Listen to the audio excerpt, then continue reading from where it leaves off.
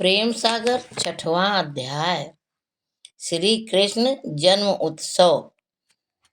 इतनी कथा सुखदेव जी बोले, हे राजा, एक समय नंद यशोदा ने पुत्र के लिए बड़ा तप किया। तब श्री नारायण ने आकर वर दिया कि हम तुम्हारे यहाँ जन्म लेंगे। जब भाद्रपद बदी अष्टमी बुधवार की आधी रात के समय श्री कृष्ण आए, तब यशोदा ने पुत्र का मुख देख नंद को बुला कर अति आनंद माना और अपना जीवन सफल जाना। भोर होते ही उठ के नंद जी ने पंडित और ज्योतिषियों को बुला भेजा। वे अपनी पोथी पत्रा ले ले आए। उन्होंने शास्त्र की विधि से संवत, महीना, तिथि, दिन, नक्षत्र, योग, करण फहराए। लग्न मुहूर्त साध के कहा, महाराज, हमारे शास्त्र के विचार में तो ऐसा आता है कि लड़का दूसरा विधाता हो।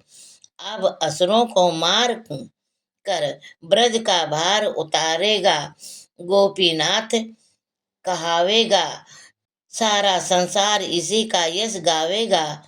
यह सुन नंद जी कंचन के श्रृंग रूपे के खुर तांबे की पीठ की 2 लाख गौ पाटंबर ओढ़ाए कर संकल्प और अनेक दान कर ब्राह्मणों को दक्षिणा दे आशीर्वाद दे विदा किया। तब नगर की सब मंगला मुखियों को बुलाकर वे आकर अपना गुण प्रकाश करने लगी। वे जंत्री बजाने, बर्तन नर्तक नाचने, गायिका गाने, ढंढी ढंढन यश पखावने लगे।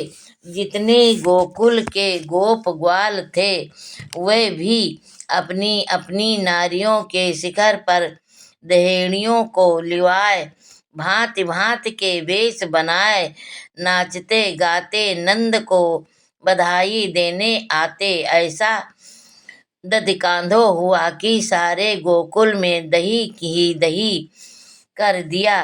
जब दधिकांधो खेल चुके, तब नंद जी ने उनको खिला पिलाकर, बागे पहराए कर, तिलक लगाकर पान दे विदा किया। उसी रीति से कई दिन तक बधाई रही। इसके पीछे नंद जी से जिसने जो जो मांगा सो सो पाया। बधाई से निश्चिंत हो नंद जी ने सब ग्वालों को बुलाए करके कहा, भाइये, हमने सुना है कि कंस बालक पकड़ पकड़ कर मंगवाता है। न जानिए कोई दुष्ट कछु बात लगा दे, तो इससे उचित है कि सब अपने अपने घर से दूध दही माखन ले मथुरा आए, कंस को भेंट कर दी जाए। कौड़ी कौड़ी चुकाए विदा होकर बाट ली। ज्यों ही जमुना तीर पर आए, तो ही समाचार सुन वसुदेव जी आ पहुँचे। नंद जी से मिल कुशल क्षेम पूछ कहने लगा कि तुम सा गया मित्र हमारा संसार में कोई नहीं है, क्योंकि जब हमें भारी विपत्ति भई, तब गर्भवती रोहिणी तुम्हारे यहाँ भेज दी। उनके लड़का हुआ, सो तुमने पाल कर बड़ा किया। हम तुम्हारे गुण कहाँ तक बखाने। इतना कहा फिर पूछा, कहो राम कृष्ण और यशोदा जी आनंद से हैं। नंद जी बोले, आपकी कृपा से भला है, और तुम्हारे पुत्र बलदेव जी भी कुशल से हैं, कि जिसके होते तुम्हारे पूर्ण प्रताप से हमारे भी पुत्र हुआ। पर एक तुम्हारे ही दुख से दुखित है। वसुदेव कहने लगे, मित्र विधाता से कुछ ना छिपा है।